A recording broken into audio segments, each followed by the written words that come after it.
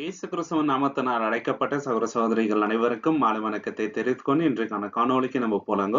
இன்றைக்கு நம்ம பார்க்க போகின்ற தலைப்பு என்னன்னு பாத்தீங்கன்னாக்கா, சங்கீதம் அத்தியாயம் 25 8 வாழ்க்கை பாடங்கள், 8 life lessons from Sam chapter 25. 24 அதிகாரத்துல இருக்கின்ற வாழ்க்கை பாடங்களை தொடர்ச்சியா நம்ம பார்த்தோங்க.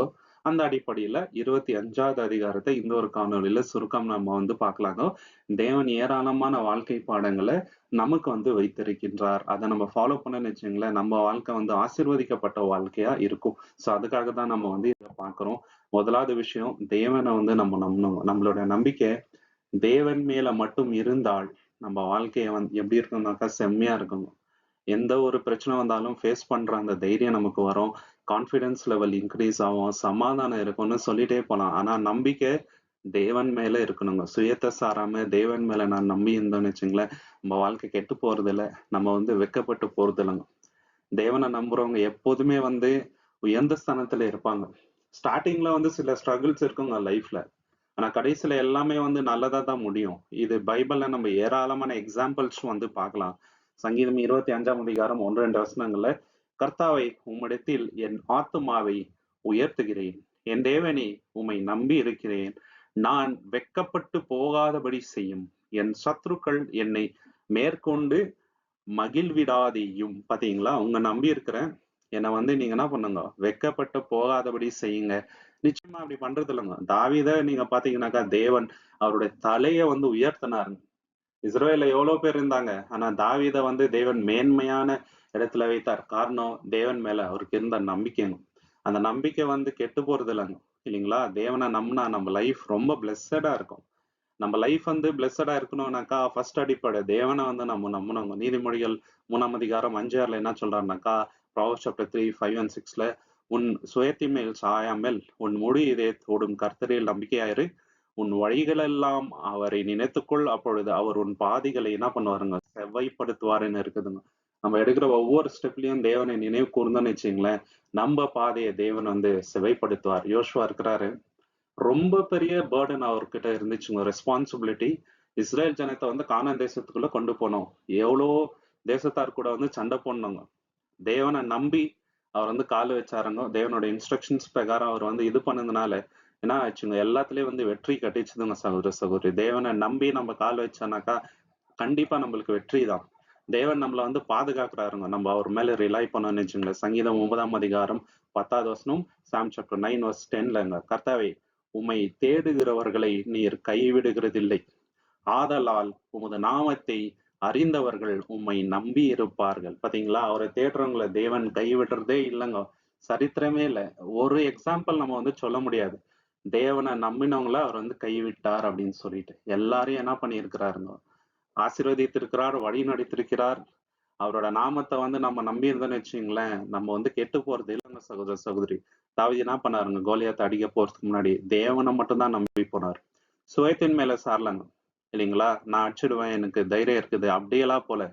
நீ ஈட்டில வர, கேடயத்துல வர, நான் யெகோவா தேவனின் நாமத்தில வர அப்படின்னு சொல்லிட்டு அவரை போய் அடிக்கிறாருங்க. ஓடி போறாரு அடிக்கிறதுக்கு.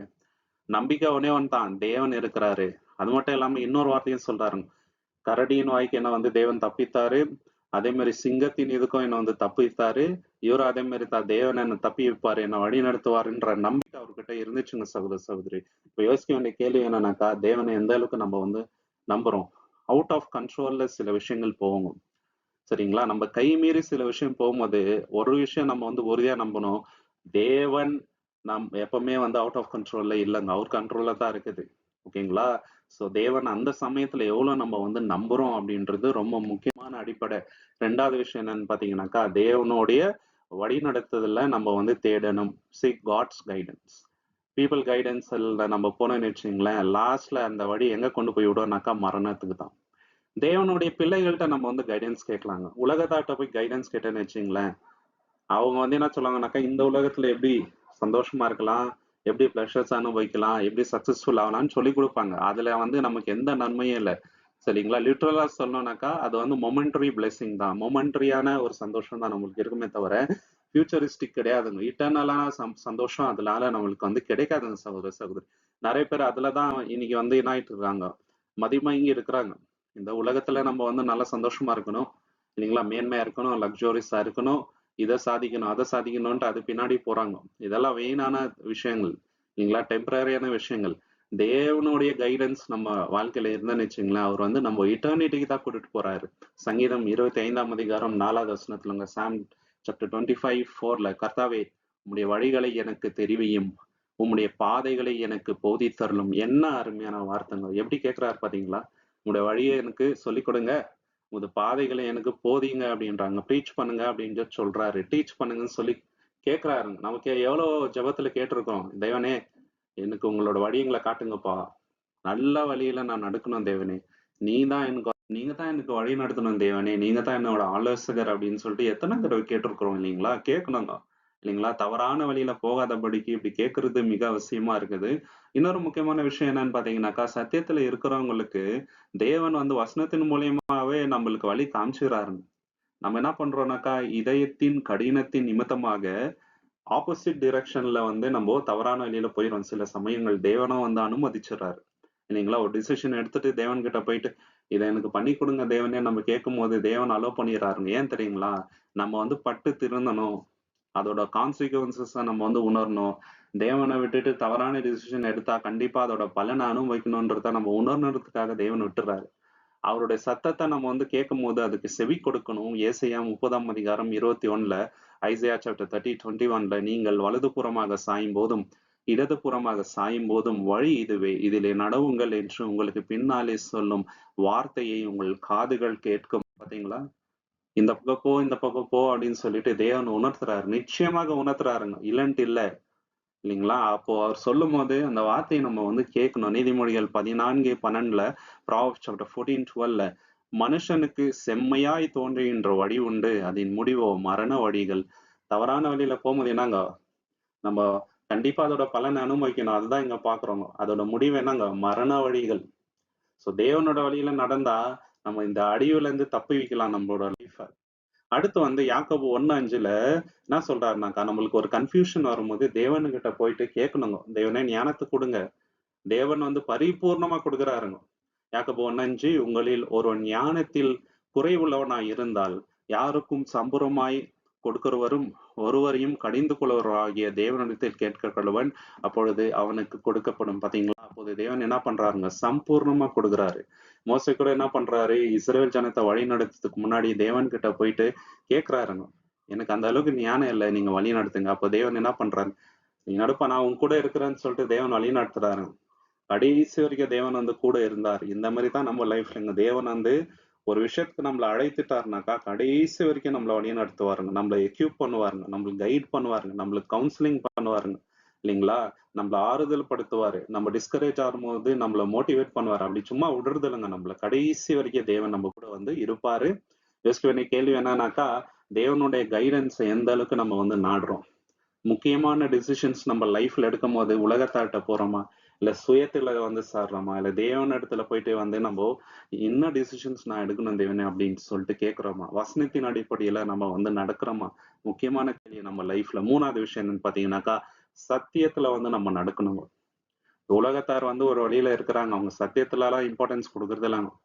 அவங்கள பொறுத்தவரைக்கும் என்னன்னாக்கா, அவங்களுக்கு வந்து ஒரு பெனிஃபிட் வந்துச்சுனாக்கா, அந்த வழியில அவங்க நடக்குவாங்க. இல்லைங்களா? மத்தவங்கள பத்தி எல்லாம் யோசிக்கிறது இல்லங்க. ரொம்ப செல்ஃபிஷான ஒரு உலகத்துல நம்ம வந்து வாழ்ந்துட்டு இருக்கிறோம். மத்தவங்களுக்கு அதுல பாதிப்பு வருமே, நம்ம அப்படி பண்ணலாமா? இது தவறாச்சே, நம்ம அப்படி பண்ணலாமா? பொய் சொல்லலாமா? அப்படியெல்லாம் இல்லங்க. மனசாட்சிக்கு இன்னைக்கு இடம் இல்லங்க. மனசாட்சியோட வாழணும்ன்றது யாருமே யோசிக்கிறது இல்ல. ஆனா, தேவன் என்ன பண்றாங்க, நமக்கு வழி நடத்துறாருங்க. சத்தியத்துல தான் நம்ம நடக்கணும்னு நமக்கு திருப்பி திருப்பி சொல்றாரு. சங்கீதம் 25:5ல, சாம் சாப்டர் 25:5ல, உம்முடைய சத்தியத்திலே என்னை நடத்தி என்னை போதித்தருளும். நீரே என் ரட்சிப்பின் தேவன். உம்மை நான் எந்நாளும் நம்பி இருக்கின்றேன். பாத்தீங்களா? சத்தியத்திலே என்னை நடத்துங்க அப்படின்றாருங்க. அந்த சத்தியத்துல நடக்கணும் அப்படின்னு சொல்லிட்டு உறுதியான ஒரு டிசிஷன் நம்ம லைஃப்ல நம்ம எடுக்கணுங்க. அவர் வந்து ஃபோர்ஸ் பண்ணியெல்லாம் நம்மள நடுக்க வைக்கிறதே கிடையாது. இல்லைங்களா? அந்த சத்தியத்துல நம்ம நடக்கும்போது நம்ம வாழ்க்கை வந்து ஸ்டேபிள் ஆகுது. நம்ம வந்து 2 மன உள்ளவர்களா இருக்க முடியாது. நீதியான வாழ்க்கை வந்து நம்ம நடப்போம். எப்போ தெரியுங்களா? சத்தியத்துக்கு இம்பார்ட்டன்ஸ் குடுக்கும்போது. யோவான் 8:31, 32ல என்ன சொல்றாருன்னா, ஜான் 8:31, 32ல இயேசு தம்மை விசுவாசித்த யூதர்களை நோக்கி, நீங்கள் என் உபதேசத்தில் நிலைத்திருந்தால் மெய்யாகவே என் சீஷர்களாக இருப்பீர்கள், சத்தியத்தையும் அறிவீர்கள், சத்தியம் உங்களை விடுதலையாக்கும் அப்படின்ட்டு சொல்றாருங்க. நிச்சயமாக நிறைய கட்டுக்கள் இந்த சத்தியம் தான் நம்மள வந்து விடுதலையாக்கி இருக்கிறது. நம்மள வந்து என்லைட்டன் பண்ணியிருக்குதுங்க, வெளிச்சத்தை கொடுத்துருக்குது நம்ம வாழ்க்கையில, இல்லைங்களா? இந்த சத்தியம் எந்த அளவுக்கு இருக்குதுன்னு பாத்தீங்கன்னாக்கா, சங்கீதம் 119, 105, சாம் சாப்டர் 119 verse 105 உம்முடைய வசனம் என் கால்களுக்கு தீபமும் என் பாதைக்கு வெளிச்சமா இருக்குதுன்னு, இல்லைங்களா? யாரும் வந்து நம்மள இன்னைக்கு டிசைவ் பண்ண முடியாது, மோசம் போக்க முடியாது. ஏன்னா அந்த வசனம் கால்களுக்கு தீபம், பாதைக்கு வெளிச்சமா இருப்பதனால சகோதர சகோதரி அவ்வளவு இம்பார்ட்டன்ஸ் சத்தியத்துக்கு இருக்கணும், இல்லைங்களா? அந்த சத்தியத்தின் அடிப்படையில நம்ம வாழ்ந்தேன்னு வச்சுங்களேன், நேர்மை நம்ம வாழ்க்கையில இருக்கணும். 3 யோவான் 1:4 3 John chapter 1 verse 4 என் பிள்ளைகள் சத்தியத்தில் நடக்கிறார்கள் என்று நான் கேள்விப்படுகிற சந்தோஷத்திலும் அதிகமான சந்தோஷம் எனக்கு இல்லை. யோவான் வந்து சபையில இருக்கிற பிள்ளைகளை பத்தி சொல்றாரு, இல்லைங்களா? பிள்ளைகள் என்னும் போது சபையில இருக்கிற எல்லாரையும் தான் சொல்றாருங்க, விசுவாசிகளை சொல்றாரு. சத்தியத்துல அவங்க நடக்கிறாங்க, இல்லைங்களா? அதை விட எனக்கு பெரிதான சந்தோஷம் இல்லை. இதே மாதிரிதான் தேவனை நம்மளை பார்த்து சொல்லுவாரு, இல்லைங்களா? நம்மள சத்தியத்துல நம்ம நடந்தோன்னு வச்சுங்களேன், தேவனுக்கு மிகுந்த சந்தோஷம். ஒரு பாவி மனம் திரும்பினா பரலோகத்துல மிகுந்த சந்தோஷம் இருக்குதுங்க. ஏன்னா அந்த பாவி மனம் திரும்பி சத்தியத்துல நடுகிறாரு. அந்த மாதிரி வந்து நம்ம லைஃப் இன்டெகிரிட்டியா இருந்தா அது பரலோகத்துல ரொம்ப ரொம்ப சந்தோஷங்க. தானியேல் என்ன பண்ணாருங்க, பாபிலோன்ல உண்மையா இருந்தார் தேவனுக்கு. இந்த ராஜா என்ன பண்றாருங்க, தேவனை யாருமே கும்பிடக்கூடாதுன்னு சொல்லிட்டு ஒரு கட்டளை இட்டும் போது அவர் தேவனுக்கு உண்மையா இருந்தாருங்க. இவந்தோ ரொம்ப ப்ரெஷர் இருந்துச்சு, இல்லைங்களா? தண்டனை பெருசா வரும்னு கூட தெரியும். ஆனாலும் தேவனுக்கு உண்மையா இருந்தாரு. அவரோட நாமத்தை இன்னைக்கு வரைக்கும் நம்ம வந்து ஒரு எக்ஸாம்பிளா கோட் பண்றோம். ஏன்னா அவருக்கு இருந்த விசுவாசம் தான் காரணம். சத்தியத்துல நடந்தாருங்க. சத்தியத்தை வந்து காம்ப்ரமைஸே பண்ணல. இன்னைக்கு யோசிக்க வேண்டிய கேள்வி என்னன்னாக்கா, சத்தியத்தை வந்து நம்ம சூஸ் பண்றோமா? ஈவந்தோ அது வந்து ரொம்ப டிஃபிகல்ட்டா இருந்தா கூட நமக்கு அதுல சில சமயம் பெனிஃபிட் வராம கூட இருக்கலாங்க இமிடியேட்டா. அந்த சமயத்துல சத்தியத்தை வந்து நம்ம காம்ப்ரமைஸ் பண்றோமா, இல்ல சத்தியத்துக்காக நிக்கிறோமா அப்படின்றது முக்கியமான கேள்வி. 4வது பாடம் என்னன்னு பாத்தீங்கன்னாக்கா, நம்மளுடைய பாவத்தை தேவன் கிட்ட அறிக்கை எண்ணுங்க. அது மட்டும் இல்லாம நம்மளோட சகோதர சகோதரிக்கு விரோதமா, நம்ம ஃப்ரெண்ட்ஸ்க்கு விரோதமா நம்ம தவறு செய்யும் போது போயிட்டு அவங்க கிட்ட மன்னிப்பு கேட்கணும். இந்த மாதிரி உங்களுக்கு விரோதமா தப்பு பண்ணிட்டேன் அப்படின்னு சொல்லிட்டு தேவன் கிட்ட ப்ரேயர் பண்ணிட்டு விட்டா மட்டும் போதாது. சில பேர் அப்படிதாங்க, தேவன் கிட்ட மனம் வந்து என்ன சொல்றாங்கன்னாக்கா, அவருக்கு விரோதமா தப்பு பண்ணிட்டேன்னு சொல்லிடுறாங்க. ஆனா அந்த மனிதர்கிட்ட போய் சொல்றது இல்லைங்க, சொல்லணும். அதுவும் ரொம்ப இம்பார்ட்டன்ட். சங்கீதம் 25 சாம் சாப்டர் 25:7 என் இளையவதின் பாவங்களையும் என் மீறுதல்களையும் நினையாதிரும், கர்த்தாவே உம்முடைய தயவன் நிமித்தம் என்னை உமது கிருபையின்படி நினைத்தருளும். பாத்தீங்களா? என்னோட பாவத்தை வந்து நீங்க நினைவு கூறாதீங்க. நான் ஏராளமான பாவம் உண்டு, என்னை வந்து கிருபையின்படி என்ன பண்ணுங்க, என்னை நினைத்தருளுங்க. உங்களுக்கு கிருபை மிகுதியா இருக்குது, தேவன் கிட்ட ரொம்ப ரொம்ப கிருபை இருக்குதுங்க. அதனால தாவீதை வந்து மன்னிச்சாருங்க. மன்னிக்கிற வரைக்கும் அவர் ரெட்டுடுத்தி சாம்பல் பூசிட்டு ஜெபம் பண்றாருங்க, இல்லைங்களா? தேவன் வந்து மன்னிச்சாரு. நம்ம அறிக்கையிட்டா கூட தேவன் வந்து மன்னிக்கிறாருங்க. 1 யோவான் 1:9 என்ன பாக்குறோங்க, 5 John 1:9 நம்முடைய பாவங்களை நாம் அறிக்கையிட்டால் பாவங்களை நமக்கு மன்னித்து எல்லா அநியாயங்களையும் நீக்கி நம்மை சுத்திகரிப்பதற்கு அவர் உண்மையும் நீதி உள்ளவரா இருக்கிறார். எல்லா அநியாயம் நீங்க நம்மளை சுத்திகரிக்கிறார். தேவனுடைய கிருபால பெருசா இருக்குதுங்க. நம்மளுடைய பாஸ்ட் வந்து ரொம்ப கொடூரமான விஷயம். அதனால்தான் நம்முள்ள இருக்கிறவர் மிகப்பெரியவர், இல்லைங்களா? நம்மளுடைய யோசனைகள் வந்து ஏன்னா ரிப்பீட்டடா என்ன சொல்லனாக்கா, நீ இந்த மாதிரி மனுஷன், நீ தவறானவன், நீ பொய் சொல்றவன், நீ பாவி, தேவனுக்கு உனக்கு எந்த சம்பந்தமும் இல்ல, தேவன் கிட்ட நீ எப்படி போலாம், நீ இந்த மாதிரி மோசமான ஆளா இருக்கிறிய அப்படின்னு சொல்லிட்டு. ஆனா தேவன் அவருடைய கிருபை அதுக்கு மேலா இருக்குதுங்க. நம்முடைய பாவத்தை பார்க்கிலும் தேவனுடைய அன்பு வந்து பெருசா இருக்குது. அதனால தேவன் நம்மளை மன்னிக்கிறாருங்க. ஏசாயா 1:18 என்ன சொல்றாருங்க, வழக்காடும் வாருங்கள் என்று கர்த்தர் சொல்கிறார். ஏசாயா 1:8 கூப்பிடுறாருங்க. உங்களுடைய பாவம் வந்து செவ்வேர்னு இருந்தா கூட அதை நான் வெண்மையா மாற்றிடுவேன் அப்படின்றாருங்க. அது எவ்வளவு ரெட்டா இருக்கட்டும், நான் அதை வெள்ளையா மாத்திடுறேன், கழுவிடுறேன் அப்படின்றாருங்க. தேவன் ரெடியாக்குறாரு நம்மளுடைய பாவத்தை மன்னிக்கிறதுக்கு, இல்லைங்களா? நம்ம கிட்ட மனத்தாழ்மை இருக்கணுங்க சகோதர சகோதரி, இல்லைங்க? பாவம் பண்ணிட்டோம்னு வச்சுங்களேன், அம்பலா வந்து ஏற்றுக்கணுங்க. நான் தப்பு பண்ணிட்டேன். மிஸ்டேக்ஸை வந்து ஏத்துக்கிறது வந்து நம்மளோட வீக்னஸை குறிக்கலங்க, இல்லைங்களா? அந்த பாவத்துல இருந்து வெளியே வரணும் அப்படின்ற நம்மளுடைய நேர்மையை வந்து குறிக்குது. அதனால தப்பு பண்ணும்போது ஆமா நான் தப்பு பண்ணேன் அப்படின்னு சொல்லிட்டு ஒத்துக்கிறதுல எந்த ஒரு இதோ இல்லைங்க, நம்ம குறைஞ்சும் போறது இல்ல. இது ரொம்ப ரொம்ப முக்கியமான கேரக்டர். யாக்கோபு 4:10 ஜேம்ஸ் சாப்டர் 4:10 கர்த்தருக்கு முன்பாக தாழ்மைப்படுங்கள், அப்பொழுது அவர் உங்களை உயர்த்துவார். நம்ம என்ன பண்ணுவோம், தாழ்மைப்படணும். தாவீது அப்படிதான் தாழ்மைப்பட்டாருங்க. அவர் ராஜாவாக இருந்த போதிலும் ரெட்டு உடுத்தி சாம்பல் வந்து பூசிட்டு தேவன் கிட்ட போய் மன்றாடி சாப்பாடே சாப்பிடல தேவன் மன்னிக்கிற வரைக்கும். அந்த அளவுக்கு போயிட்டு அவர் தாழ்மைப்படுறாருங்க. நான் ராஜா, நான் யார்கிட்ட போய் மன்னிப்பு கேட்கணும்? இதுதான் வந்து அவருக்கும் மத்த ராஜாக்களுக்கும் இருந்த ஒரு வித்தியாசம். தாவீத போல யாரும் இல்லன்ட்டு அவரு ரிப்பீட்டடா ஏன் சொல்றாருனாக்கா, நீதான் அந்த மனுஷன் சொல்லும்போது அம்புலாம் ஏத்துக்கிறாருங்க. ஆனா நான் தப்பு பண்ணிட்டேன். என் தேவனுக்கு விரோதமா நான் தப்பு பண்ணிட்டேன் அப்படின்னு சொல்லிட்டாருங்க அவர் வாயில. அந்த கேரக்டர் நம்ம கிட்ட இருக்கணுங்க சகோதர சகோதரி. யோசிக்க வேண்டிய கேள்வி என்னன்னாக்கா, ஆனஸ்டா நான் வந்து என்னோட பாவங்களை தேவனுக்கிட்ட போயிட்டு சொல்றேன்னா, ப்ரேயர் பண்ணும்போது ஓப்பனா சொல்லணுங்க. இந்த விஷயத்துல நான் தவறு பண்ணியிருக்கிறேன். தேவனுக்கு நல்லாவே தெரியும். நம்ம சொன்னாதான் அவருக்கு தெரியும்ட்டு இல்ல. நம்ம உள்ளத்துல என்ன நினைக்கிறோம் கூட அப்படின்னு அவருக்கு நல்லாவே தெரியும். ஆனாலும் நம்ம மனப்பூர்வமா தேவன் கிட்ட போயிட்டு, தேவனே இந்த வீக்னஸ் எனக்கு இருக்குதுப்பா. நீங்க தான் வந்து அதுல இருந்து என்ன காப்பாத்தணும், என்ன வெளியே கொண்டு வரணும் அப்படின்னு சொல்லிட்டு தேவன் கிட்ட நம்ம மன்றாடி ஜெபம் பண்ணும்போது தேவனுக்கே வந்து உணர்வும். அவருக்கு எதிர்பார்க்கிறாருங்க இந்த விஷயம். அப்போ என்ன பண்ணுவாருனாக்கா, அதுல இருந்து வெளியே வர பலன் நமக்கு தருவாங்க. இது எது குறிக்குது அப்படின்னாக்கா, நம்ம கிட்ட வந்து எந்த அளவுக்கு வந்து டிட்டர்மினேஷன் இருக்கும் அந்த பாவத்துல இருந்து வெளியே வர்றதுக்கு அப்படின்ட்டு. இல்லைங்களா? சொல்லாம இருந்தேன்னு வச்சுங்களேன், அந்த பாவத்துல இருந்து வர பிளஷர்ஸ்ல வந்து நமக்கு சந்தோஷம் இருக்குதுன்னு ஆயிடும். நம்ம வாயால அறிக்கையிடும் தான் அந்த பாவத்துல இருந்து வெளியே வர அந்த எண்ணம் நம்ம கிட்ட இருக்குது அப்படின்ட்டு மத்தவங்க உணர்வாங்க. தேவனுக்கு அது வந்து தெரிய வருவாங்க சகோதர சகோதரி இல்லைங்களா? சோ நம்ம அதை வந்து வெளிப்படுத்தணுங்க வாயால. 5வது விஷயம் என்னன்னு பாத்தீங்கன்னாக்கா, நம்ம எப்படி நடக்கணும்னு சொல்றாருனாக்கா, மனத்தாழ்மையுடன் நடக்கணுங்க. தேவன் நம்மள வந்து உயர்ந்த ஸ்தானத்துல வைக்கிறாருன்னு வச்சுங்களேன், மனத்தாழ்மையை வந்து கத்துக்கணும். தேவன் நம்மள வந்து நல்லா பிளெஸ் பண்றாரு. உலகத்தரமான விஷயத்துல பிளெஸ் பண்றாரு. பணம் கொடுத்து பிளெஸ் பண்றாரு. நல்ல வசதியா வைக்கிறாருனாக்கா, மனத்தாழ்மையை வந்து கத்துக்கணுங்க. இல்லைங்களா? எத்தனையோ பேருக்கு அந்த ஆசீர்வாதம் இல்லைங்க. 3 வேளை சாப்பாடு எத்தனையோ பேருக்கு இல்லைங்க. துணி போடுற துணி இல்ல, ஷூஸ் இல்ல நிறைய பேருக்கு. வீடு வாசல் இல்லைங்க. இல்லைங்களா? அந்த மாதிரி எவ்வளவு பேர் இருக்கிறாருங்க. நல்ல ஹெல்த் இல்லைங்க நிறைய பேருக்கு. நம்ம இன்னைக்கு சுவாசிக்கிறோம், நல்லா ஓடாடுறோம் இல்லைங்களா? ஆனா இந்த விஷயம் நிறைய பேருக்கு இல்லைங்க. நம்ம என்ன பண்ணணுங்க? மனத்தாழ்மையுடன் நடக்கணும். தேவன் இல்லைன்னா இது எதுவுமே நம்மளுக்கு வந்து கிடைச்சிருக்காது. நிம்மதியா தூங்க முடியாது நம்மளால. நம்ம மனத்தாண்மையா இருக்கணுங்க எப்பவுமே. சங்கீதம் 25:9 சாம் சாப்டர் 25:9 சாந்த குணம் உள்ளவர்களை நியாயத்திலே நடத்தி சாந்த குணம் உள்ள தமது வழியை போதிக்கிறார். பாத்தீங்களா? யாருக்கு அவரோட வழியை போதிக்கிறார்னாக்கா, சாந்த குணம் உள்ளவர்களை தான் போதிக்கிறார். இல்லைங்களா? சாந்த குணம் உள்ளவர் தேவனுக்கு ரொம்ப ரொம்ப பிடிக்கும். நீதிமொழிகள் 11:2 ப்ராவர்ப்ஸ் சாப்டர் 11:2ல அகந்தை வந்தால் இளைச்சை வரும். தாழ்மை உள்ளவரிடத்தில் ஞானம் உண்டு. ஞானம் யாருக்கு தேவன் கொடுக்கிறாருனாக்கா, தாழ்மை உள்ளவர்கள் தான். இயேசுல இருந்து எடுத்துக்கலாங்க. மேஜர் எக்ஸாம்பிள் இயேசு கிறிஸ்து தான். மிகுந்த தாழ்மை உள்ளவர், மிகுந்த ஞானி. அப்போஸ்தலனாகிய பவுல் மிகுந்த அவருக்கு வந்து தாழ்மை இருந்துச்சு. ஞானமும் தேவன் அப்படி கொடுத்தாரு. பாத்தீங்களா? தேவன் என்ன பண்றாருங்க, அந்த ஞானம் தெய்வீக ஞானம் யாருக்கு கொடுப்பாருனாக்கா, யார் ரொம்ப அம்பலா இருக்கிறாங்களோ அவங்களுக்கு கொடுப்பாருங்க.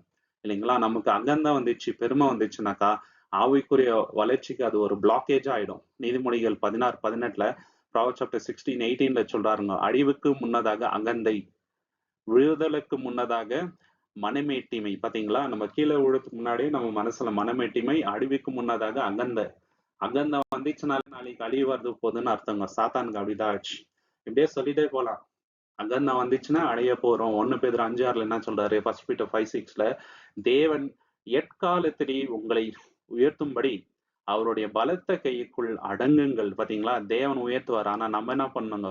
அம்புலா அவரோட கையில போயிட்டு நம்ம வந்து அடங்கிடணும். அவருக்குள்ள நம்ம அடங்கிட்டோம்னு வச்சுங்களேன், தேவன் நம்மள வந்து லிஃப்ட் பண்ணுவாருங்க சகோதர சகோதரி. இயேசு கிறிஸ்து என்ன பண்றாருங்க? மனத்தாழ்மை எப்படி காமிச்சாரு? அவரு வந்து ராஜாதி ராஜா, தேவனுடைய ஒரே பேரான குமாரன். இந்த உலகமே தேவன் அவருக்காக தான் படைத்தாருங்க. இல்லைங்களா? அவர் வல்லமை உள்ளவர். சொல்லிட்டே போலாங்க. பரிசுத்தவான். அவரை போல யாருமே கிடையாது. அப்படிப்பட்டவர் என்ன பண்றாரு? சாதாரணமான சீஷருங்க, பாவிங்க இல்லைங்களா? அவரோட காலங்களை வந்து கழுவுறாருங்க. கூச்சமே படல அவங்கள தொடுறதுக்கு. இல்லைங்களா? என்ன பண்றாருங்க? ஒரு சர்வெண்ட் மாதிரி கட்டிட்டு அவங்க காலை வந்து தொட்டு கழுவுறாருனாக்கா எந்த மாதிரி மனத்தாழ்மை இல்லைங்களா? சோ இப்படி நம்ம லைஃப் இருந்துச்சா நம்மளோட லைஃப் ஆசீர்வதிக்கப்பட்ட லைஃபா இருக்கும். யோசிக்க வேண்டிய கேள்வி என்னன்னாக்கா, நம்மளோட லைஃப்ல வந்து எந்த அளவுக்கு மனத்தாழ்மை இருக்குது? அந்த மனத்தாழ்மையினால் மற்றவங்களுக்கு நம்ம வந்து ஒரு எக்ஸாம்பிளா இருக்கோமா? ஏன்னா மனத்தாழ்மையை வச்சுதான் மத்தவங்கள வந்து நம்ம சத்தியத்தை எடுத்து சொல்ல முடியும். அவங்களையும் சத்தியத்தை கேட்பாங்க, சத்தியத்துக்குள்ள வருவாங்க. அகந்தையோட வந்து சத்தியத்தை மத்தவங்களுக்கு சொல்ல முடியாது. ஒரு நல்சாட்சியா இருக்க முடியாதுங்க. நம்ம கிட்ட பெருமை இருந்துச்சுன்னு வச்சுங்களேன், யாருமே நம்ம சொல்ற வார்த்தைய காது குடுத்து கேட்க மாட்டாருங்க. இதுதான் உண்மை.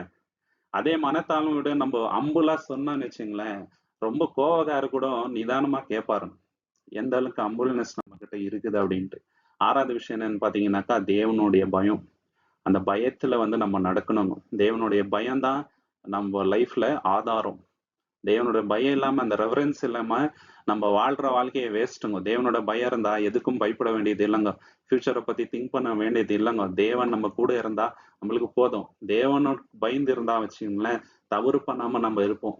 அவ்வளவு ஆசீர்வாதங்கள் இருக்குதுங்க.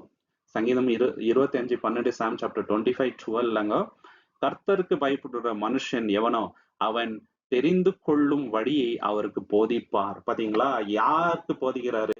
கர்த்தருக்கு பயந்த மனுஷனுக்கு அவரோட வழியை வந்து போதிக்கிறாரு. இல்லைங்களா? பயப்படணுங்க. அப்பதான் வந்து இந்த வழியில நீ நட அப்படின்ட்டு தேவன் போதிப்பாருங்க. சொல்லிட்டே வரலாங்க. ஆபிரகாம் தேவனுக்கு எந்த அளவுக்கு பயந்து இருக்கிறான் அப்படின்னு சொல்லி எப்படி நிரூபிச்சாருனாக்கா, ஈசாக்கா பலி கொடுக்கறது மூலியமா வந்து நிரூபிச்சிட்டாரு. இந்த மாதிரி சொல்லிட்டே போலாங்க. தேவனுக்கு பயப்படுதல வந்து நம்ம லைஃப்ல காட்டணுங்க. எப்படி காட்டலாம்? நம்மளோட கேரக்டர் இல்லைங்க. பேசுற விதம், ட்ரெஸ் பண்ற விதம், இல்லைங்களா? மத்தவங்களை பேசணும் எப்படி நடந்துக்கிறோன்ற விதம். தேவனோட பயம் இருந்தா யாரையும் வந்து நம்ம அசிங்கமா பேச மாட்டோங்க. நெகட்டிவா அவங்கள பத்தி எதுவுமே சொல்ல மாட்டோம். இல்லைங்களா? ஒருத்தர கேரக்டர் அசாசினேட் பண்ண மாட்டோம். புல்லிங் பண்ண மாட்டோம். மத்தவங்கள வந்து பாடி ஷேமிங் பண்ண மாட்டாங்க. காசு வாங்கிட்டு மத்தவங்கள வந்து ஏமாத்த மாட்டோம். துரோகம் பண்ணணும்னு நினைக்க மாட்டாங்க. பொய் சொல்லணும்னு நினைக்க மாட்டாங்க. இப்படி சொல்லிட்டே போலாம். இதுக்கெல்லாம் அடித்தளமேனா தேவனுடைய பயம். இப்ப யோசேப்பு ஏன் வந்து பாவம் பண்ணாம இருந்தாருனாக்கா, தேவனுக்கு பயந்த பிள்ளைங்க. அதனாலதான் என்ன சொல்றாருங்க, தேவனுக்கு விரோதமா இவ்வளவு பெரிய பாவத்தை நான் எப்படி செய்ய முடியும் அப்படின்றாருங்க. தேவனுடைய பயம் அவர் மனசுல இருந்ததுனாலதான் மத்தவங்களுக்கு அவர் துரோகம் பண்ணணும்னு நினைக்கல அவரு. இல்லைங்களா? நீதிமொழிகள் 9ஆம் அதிகாரம் 10வது வசனத்துல Proverbs chapter 9 verse 10ங்க, கர்த்தருக்கு பயப்படுதலே ஞானத்தின் ஆரம்பம், பரிசுத்தவான்களின் அறிவே புத்தி. பாத்தீங்களா? நம்மளுக்கு ஞானம் வேணும்னாக்கா ஃபர்ஸ்ட் கர்த்தருடைய பயம் நம்ம கிட்ட இருக்கணும். சங்கீதம் 32:8லங்க, நான் உனக்கு போதித்து நீ நடக்க வேண்டிய வழியை உனக்கு காட்டுவேன், உன் மேல் என் கண்ணை வைத்து உனக்கு ஆலோசனை சொல்லுவேன். எல்லாருக்கும் சொல்றாரா? இல்லைங்க. தேவனுக்கு பயப்படுற பிள்ளைகளுக்கு தான் அவர் என்னங்க ஆலோசனை சொல்றது. எல்லாருக்கும் சொல்றது இல்லைங்க. நம்ம பயந்து எவ்வளவு தேவனுக்கு பயந்து நடக்கிறோமோ அந்த அளவுக்கு தேவன் நம்ம மேல பிரியமா இருப்பாரு, வழிகளை போதிப்பாரு. நீதிமொழிகள் 16:6லங்க, Proverbs 16:6ல, கிருபையினாலும் சத்தியத்தினாலும் பாவம் நிவர்த்தியாகும், கர்த்தருக்கு பயப்படுவதனால் மனுஷர் தீமையை விட்டு விலகுவார்கள். கர்த்தருக்கு பயந்தோன்னு வச்சுங்களேன், என்ன சொல்றாருங்க, முக்கியமான விஷயமே தீமையை விட்டு விலகி வரணும்னாக்கா கர்த்தருடைய பயம் நம்ம மனசுல இருக்கணும். இல்லைன்னா பாவத்துல இருந்து வெளியே வரவே முடியாது. அந்த பயம் எப்படி இருக்கும்னாக்கா, தேவன் நம்மளை பார்த்துட்டே இருக்கிறாரு, யாரும் பார்க்கல, செப்பரேட்டா இருக்கிறோம்னு நம்ம மனசுல தோணலாம். ஆனா யாரும் பார்க்கலன்னா கூட தேவன் பார்த்துட்டு இருக்கிறாரு. அந்த பயம் நம்ம கிட்ட இருக்கணுங்க சகோதர சகோதரி. ஆபிரகாம் வந்து அவரோட பயத்தை வந்து காமிச்சாருங்க. ஏன்னா ஈசாக்க பலி கொடுக்க ரெடி ஆயிட்டாரு இல்லைங்களா? அவரோட பயத்தை வந்து நம்ம பார்க்கலாம். யோசிக்க வேண்டிய கேள்வி என்னன்னாக்கா, நான் எப்படி வந்து டிசிஷன் எடுக்கிறேன் என்னோட லைஃப்ல? தேவனுக்கு பயந்து எடுக்கிறேன்னாக்கா, தேவனோட பயம் இருக்கிற மனுஷன் வந்து தவறான டிசிஷன்ஸ் வந்து எடுக்க மாட்டாரு. தேவனுக்கு விரோதமான காரியங்களை வந்து ஈடுபாடு காட்ட மாட்டாருங்க. தேவனுக்கு பயம் இருந்துச்சுன்னு வச்சுங்களேன், நீதியான ஒரு டிசிஷன் தான் நம்ம வந்து எடுப்போம். 7வது விஷயம் என்னன்னு பாத்தீங்கன்னாக்கா, தேவனிடத்துல நாங்க பாதுகாப்பு தேடணுங்க. உலகத்துல போய் பாதுகாப்பு தேடக்கூடாது. சம்பளம் வந்து இவ்வளவு வருது, 1 lakh வருது, நம்ம லைஃப் செட்டில்ரா அப்படின்ட்டு நினைக்க முடியாதுங்க. இல்லைங்களா? நம்ம சொந்த வீடு இருக்குது, லைஃப் செட்டில்டு, இவ்வளவு ஃப்ரெண்ட்ஸ் இருக்காங்க, பொலிட்டிக்கல் சப்போர்ட் இருக்குது, எனக்கு இத்தனை பிரதர்ஸ் அண்ட் சிஸ்டர்ஸ் இருக்கிறாங்க என்ன பாதுகாக்கிறதுக்கு, நான் ஏன் பயப்படணும்? இவ்வளவு சொந்தக்காரங்க இருக்கிறாங்க, எனக்கு அவரை தெரியும், இவரை தெரியும், இவ்வளவு படிச்சிருக்கிறேன், பேங்க்ல வந்து இவ்வளவு பணம் எனக்கு இருக்குது, ஷேர்ஸ்ல வந்து இவ்வளவு இன்வெஸ்ட் பண்ணியிருக்கிறேன் அப்படின்றான் தாட்டு வச்சுட்டேன்னு வச்சுங்களேன், அழிவுல தான் போகணும். தேவன்ல தான் நம்ம வந்து நம்பிக்கை வைக்கணுங்க. அவர் தான் நம்மளுக்கு கேடகம், வேற யாரும் கிடையாது. சங்கீதம் 25:15 சாம் சாப்டர் 25:15, என் கண்கள் எப்பொழுதும் கர்த்தரை நோக்கி கொண்டு இருக்கிறது, அவரே என் கால்களை வலைக்கு நீங்கி விடுக்கிறார். பாத்தீங்களா? கர்த்தரை நோக்கி அவர் வாழ்றதுனால தேவன் தான் என்ன பண்றாருங்க, வலைக்கு அவரோட காலை வந்து நீக்கி விடுவிக்கின்றார். தேவனை தவிர யாருமே நம்மளை வந்து காப்பாற்ற முடியாதுங்க. யாராவது வந்து ஹெல்ப் பண்றாங்கனாக்கா அந்த ஹெல்ப் தேவன் தான் வந்து கொடுக்கறது. இல்லைங்களா? இதான வந்து நம்ம வந்துட முடியாது. சங்கீதம் 34:19 சாம் சாப்டர் 34:19, நீதிமானுக்கு வரும் துன்பங்கள் அநேகமாய் இருக்கும், கர்த்தர் அவையை எல்லாவற்றையும் நிமித்தம் அவரை விடுவிப்பார். பாத்தீங்களா? துன்பங்கள் நீதிமானுக்கு நிறைய வரும். ஆனாலும் தேவன் என்ன பண்றாருங்க, எல்லாத்துலேருந்தும் வந்து விடுவிப்பார். இது தேவன் நம்மளுக்கு கொடுக்கின்ற வாக்குத்தத்தங்க. தேவன் தான் விடுவிக்க முடியும். ஏசாயா 26:3 என்ன சொல்றாருங்க, உம்மை உறுதியாய் பற்றி கொண்ட மனிதனுடைய உம்முடைய நம்பி இருப்பதினால் நீர் அவனை பூர்ண சமாதானத்துடன் காத்து கொள்ளீர். கர்த்தரை நம்பி இருக்கிறவங்களுக்கு என்னங்க, பூரண சமாதானம் இருக்கணும். அந்த சமாதானம் இருந்தா லைஃப வந்து நம்ம லீட் பண்ணலாம். சமாதானம் இல்லைன்னு வச்சுங்களேன், நம்ம உயிர் இருந்தும் இல்லாத மாதிரிதான். அந்த சமாதானத்தை வந்து தேவன் கொடுப்பாருங்க இல்லைங்களா? தேவனுடைய செக்யூரிட்டி மேலதான் வந்து நம்ம நம்பிக்கை வைக்கணும். நீதிமொழிகள் 18:10 Proverbs chapter 18:10 கர்த்தரின் நாமம் பலத்த துருகம், நீதிமான் அதற்குள் ஓடி சுகமாய் இருப்பான். பாத்தீங்களா? பலத்த துருகம் கர்த்தர், அதுக்குள்ள ஓடிதான் நீதிமான் வந்து சுகமா இருக்க முடியுங்க. எலிசா அவருடைய சர்வெண்ட் இருக்கிறாங்க, அவர் வந்து பயப்படுறாரு இல்லைங்களா? என்ன ஆக போகுது, எதிரியோட ஆர்மி ரொம்ப பெருசா இருக்கிறாங்களே அப்படின்னும் போது எலிஷா வந்து ஜெபம் பண்றாருங்க. இவருடைய கண்களை திறந்தருளும் போது அவர் வானத்தின் சேனையை பாக்குறாருங்க. வல்லமையான தூதர்களை பார்க்கும்போது அவருக்கு ஒரு தைரியம் வருது, நம்ம கூட இவ்வளவு பேர் இருக்கிறாங்களா, அதே மாதிரிதான் நமக்கும் இன்னைக்கு அவ்வளவு பேர் கூட இருக்கிறாருங்க. வல்லமையான தூதர்கள் இருக்கிறாங்க, இயேசு கிறிஸ்து இருக்காங்க நமக்காக பரிந்து பேசுறதுக்கு. தேவன் நம்ம அப்பாகிறாரு, எதுக்கு பயப்படணும் இல்லைங்களா? அவர் நம்ம தேவனை நம்பி இருந்தா எதுக்கும் பயப்பட தேவையில்லைங்க. ட்ரபுள் ஆறும்போது யாரை நோக்கி போடுறோம்? ஃபர்ஸ்ட் தேவனை நோக்கி போறோமா? முக்கியமான கேள்வி நம்ம லைஃப்ல. கடைசியாக ரொம்ப முக்கியமான ஒரு அடிப்படை நம்ம லைஃப்ல என்னன்னு பாத்தீங்கன்னாக்கா, பொறுமையுடன் கர்த்தருக்கு காத்திருக்க வேண்டும். எந்த ஒரு விஷயத்திலயும் பொறுமை இருக்கணும் இல்லைங்களா? சில விஷயம் கொஞ்சம் லைட் ஆகும் நம்மளுடைய டைமுக்கு, ஆனா தேவன் கரெக்டான டைம்ல வந்து பண்ணுவார். இயேசு கிறிஸ்து 2ஆம் வருகை, அதுக்கும் ரொம்ப வந்து பொறுமையா இருக்கணும். தேவனோட டைம் ஒண்ணு இருக்குது, அதுதான் வந்து பர்ஃபெக்ட். அதுக்கு நம்ம வந்து காத்திருக்கணும். சங்கீதம் 25:21 சாம் சாப்டர் 25:21 உம்மை நம்பி இருக்கின்றேன், உத்தமும் செம்மையும் என்னை காக்க கடவுது. பாத்தீங்களா? உம்மை நம்பி இருக்கிறேன், உத்தமும் செம்மையும் வந்து என்னை காக்க கடவுது. அவரை நம்பி இருந்தா இதுதான் நம்ம லைஃப்ல நடக்குங்க. அந்த பொறுமையை எழுந்துட்டோன்னு வச்சுங்களேன், தவறான டிசிஷன்ஸ் எடுக்க வேண்டியது இருக்கும். ஓகேங்களா? அந்த பொறுமை இருந்துச்சுன்னா நம்மளோட கேரக்டர் வந்து டெவலப் ஆகுங்க. ரோமர் 5:3-4 நம்ம பார்க்கும்போது ரோமன் சாப்டர் 5:3-4 என்னென்ன கேரக்டர் நம்ம கிட்ட வருதுன்னு பாத்தீங்கன்னாக்கா, அது மாத்திரமல்ல, உபத்திரம் பொறுமையும், பொறுமை பரீட்சையும், பரீட்சை நம்பிக்கையும் உண்டாக்குகிறது என்று நாங்கள் அறிந்து உபத்திரங்களிலும் மேன்மை பாராட்டுகிறோம். இவ்வளோ கேரக்டர் வந்து நம்மளுக்கு வருது. பேஷன்ஸ், எக்ஸ்பீரியன்ஸ் மூலமா ஹோப்பு சரிங்களா? அதனால வந்து பேஷன்ஸா ரொம்ப ரொம்ப மேன்மையான விஷயங்க. எல்லார்கிட்டயும் பொறுமை இருக்காதுங்க. தேவனுடைய பிள்ளைகள்கிட்ட தான் இருக்கும் இல்லைங்களா? பிரசங்கி 3:11 என்ன சொல்றாருனாக்கா, தேவனுடைய டைம்னு ஒண்ணு இருக்குதுங்க. அதுதான் வந்து பர்ஃபெக்ட். எல்லாத்துக்கும் தேவன் வந்து ஒரு டைம் வச்சிருக்கிறாருங்க சகோதரி. கலாத்தியர் 6:9 என்ன சொல்றாரு? கலேஷியன்ஸ் சாப்டர் 6:3 நன்மை செய்கிறதுல நம்ம வந்து சோர்ந்து போகாமல் இருந்தா ஏற்ற வேலையில நம்ம வந்து அறுப்போன்றாருங்க. அதனால பொறுமையா தேவன் நம்மளுக்கு கொடுத்திருக்கிற அந்த ஊழியத்தை, தேவன் நம்மளுக்கு கொடுத்திருக்கிற அந்த தாளந்த வந்து தேவனுடைய மகிமைக்கென்று நம்ம வந்து பயன்படுத்தணுங்க. யோசிப்போட லைஃப பார்க்கலாம். ரொம்ப நாள் இருந்து அவர் வெயிட் பண்ணாரு இல்லைங்களா? துரோகம் ஆகுது, அவரோட சகோதரர்களே அவரை வந்து வித்துடுறாங்க, ஜெயில போய் கஷ்டத்தை வந்து அனுபவிக்கிறாரு. ஆனா எல்லா சூழ்நிலையிலும் தேவன் கூட இருக்கிறாருன்ட்டு வசனம் இருக்குதுங்க. தேவனுக்கு பயந்து இருந்தாருங்க. அவ்வளவு வருஷம் அவரு காத்திருந்ததுனால தான் அவருக்கு ரொம்ப பெரிய மகிமையை வந்து தேவன் வந்து கொடுத்தாருங்க. ராஜாக்கு அடுத்த ஸ்தானத்துல வந்து தேவன் அவர் வந்து வைக்கிறாருங்க சகோதரி. யோசிக்க வேண்டிய கேள்வி என்னன்னாக்கா, தேவனுடைய நேரத்துக்கு நம்ம காத்துட்டு இருக்கிறோமா, இல்ல எதோ வந்து யோசிக்கிறோமா, ஓவர் திங்கிங்ல இறங்கிறோமா? தேவனோட டைமிங் வந்து பர்ஃபெக்ட்டுங்க. நம்ம அவரை நம்பி இருந்தா நம்ம வெக்கப்பட்டு போறது இல்லை. கரெக்டான டைம்ல, டியூ டைம்ல நம்மள வந்து தேவன் உயர்த்துவார். தேவன் தாமே இந்த வசனங்களை ஆசீர்வதிப்பாராக. உங்களுக்கு இந்த காணொலி பிடிச்சிருந்தா லைக் பண்ணுங்க, ஷேர் பண்ணுங்க, சப்ஸ்கிரைப் பண்ணுங்க. தேவனுடைய சித்தம் இருந்தால் கூடிய சீக்கிரம் இன்னொரு காணொலியில நம்ம எல்லோருமே சந்திக்கலாம். நீங்கள் கொடுக்கின்ற எல்லா ஆதரவுகளுக்கும் நன்றிகள். தேவனுடைய நாமத்துக்கு என்றென்றைக்குமே மகிமை உண்டாவதாக. Thank you so much. ஆமென்.